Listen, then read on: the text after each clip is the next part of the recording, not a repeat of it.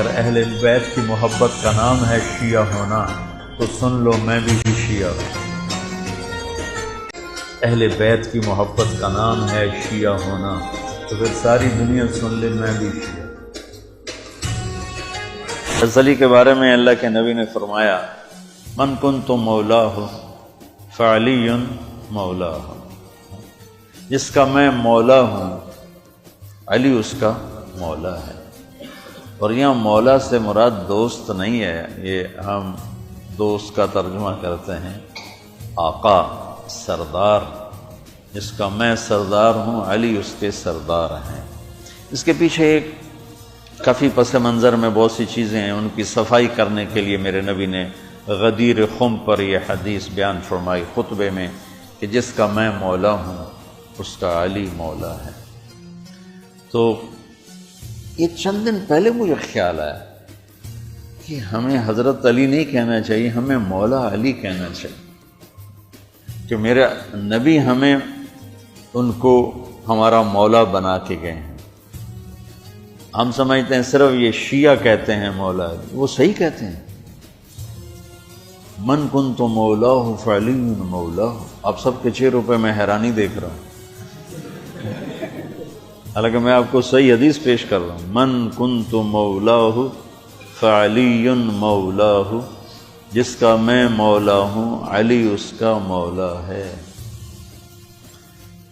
تو میں اب حضرت علی نہیں کہتا، میں کہتا ہوں مولا علی، کہ ان کا حق ہے، جیسے ہر صحابی کی بعض خصوصیات ہیں جو دوسرے میں نہیں، کہ اللہ تعالیٰ نے کہا انما یرید اللہ لیذھب عنکم الرجس اہل البیت ویطہرکم تطہیرا، کہ اللہ تعالیٰ نے کہا انما یرید اللہ لیذھب عنکم الرجس اہل البیت ویطہرکم تطہیرا۔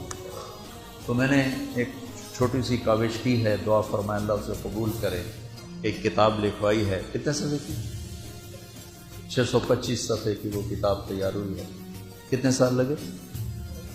2.5 سال میں وہ کتاب تیار ہوئی، جو مواد ہی نہیں ملتا تھا۔ میں کہا شاید ہم یہ جب اللہ مجھے بلائے تو میں اللہ اس کے رسول کو یہ تحفہ پیش کروں کہ آپ کی اولاد کے لیے میں یہ نذرانہ لایا ہوں، اور تو میرے پاس کچھ ہے نہیں، آپ کے در کا مراسی بن کے مرنا چاہتا ہوں، آپ کی اولاد کے تذکرے کرتے کرتے مرنا چاہتا ہوں، ان کی محبت اور عشق میں مرنا چاہتا ہوں۔ امام شافعی نے کیا کہا تھا؟ لو کان الرفض حب آل محمد فلیشہد الثقلان انی رافض۔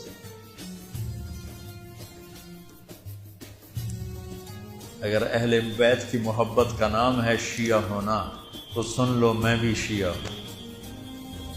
اگر اہل بیت کی محبت کا نام ہے شیعہ ہونا تو پھر ساری دنیا سن لے میں بھی شیعہ ہوں۔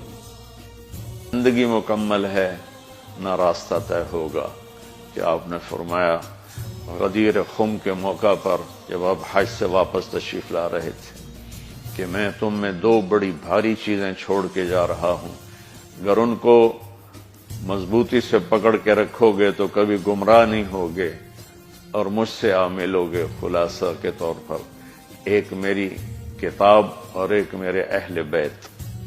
تو ہم نے قرآن کے ساتھ بھی ناانصافی کی ہے اور اہل بیت کے ساتھ بھی ناانصافی کی ہے۔ درد سے کہہ رہا ہوں یہ بات، میں فرقہ واریت سے بالا تر ہو کر یہ بات کر رہا ہوں کہ ہمیں اگر ان کے گھرانے سے پیار نہیں ہے تو وہ کیا ایمان ہے اور کیسا ایمان ہے۔ تو اللہ اس کے رسول نے جو محبت کی نشانی بتائی ہے وہ بھی میں نے بتا دی، اور جو اللہ کے نبی فرما رہے ہیں کہ 3 کام اپنے اولاد کو سکھاؤ، قرآن، میری محبت، میرے اہل بیت کی محبت۔ تو آؤ بھائی ہم اپنے ملک کے لیے بھی ایک اچھے پاکستانی بنے، سچ بول کے، دیانتداری، محبت، ایثار، وفا، صحیح تولنا، صحیح بولنا، اور ماں باپ کی خدمت، بیوی کے ساتھ اچھا سلوک، اولاد کے ساتھ محبت، یہ سارے وہ چیپٹر ہیں جو اس وقت بالکل ادھورے پڑے ہوئے ہیں۔ اور صرف نماز پڑھ لینا اور حج عمرے پہ زور لگا دینا بہت اچھی بات ہے، میں کسی نیکی کی قدر نہیں گھٹانا چاہتا، لیکن اور بھی دکھ ہیں زمانے میں محبت کے سوا، راحتیں اور بھی ہیں وصل کی راحت کے سوا۔ اسلام تو ایک زندگی ہے، یہ تو چند مختصر عبادات پوری زندگی پر تو نہیں ہے نا۔ اس لیے میری فریاد سنو اللہ کے واسطے، علماء سے بھی کہتا ہوں، خطیبوں سے بھی کہتا ہوں، اپنا مسلک پیش نہ کرو، اسلام پیش کرو۔ اسلام ایسی خوبصورت زندگی ہے کہ اس کا خریدار آپ کو ہر انسان بنے گا۔ آپ سن لیں گے تو آپ کا احسان ہوگا، اب کر لیں گے تو آپ کی دنیا بھی بنے گی، آخرت بھی بنے گی، ورنہ فقیرانہ آئے صدا کر چلے، میاں خوش رہو ہم دعا کر چلے۔